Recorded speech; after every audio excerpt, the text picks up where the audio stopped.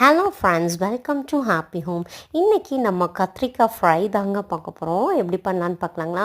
அதுக்கு முத்தின கத்திரிக்காய் இல்லாமல் பிஞ்சு கத்திரிக்காயும் ஓரளவு உள்ள கத்திரிக்காயுமா பார்த்து எடுத்து 2 ஹாஃப் கட் பண்ணிவிட்டு இந்த காம்போட நம்ம கீரி வச்சுக்கணுங்க. இந்த இந்த ஷேப்பில் தான் நம்ம கட் பண்ணணும்.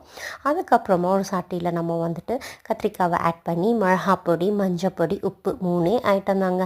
இதை ஆட் பண்ணிவிட்டு ஹாஃப் டம்ளர் தண்ணி ஊற்றி இது வந்து இந்த மசாலாவோட நல்லா வெந்து வந்துடணும்.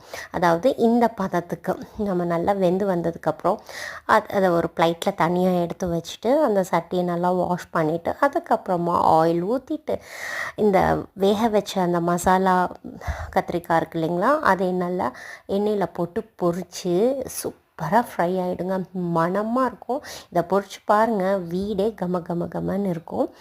இதுக்கு வந்துட்டு சூப்பரான காம்பினேஷன் பார்த்திங்கன்னா சாம்பார் தான். செம்ம சூப்பராக இருக்கும். ட்ரை பண்ணி பாருங்கள்.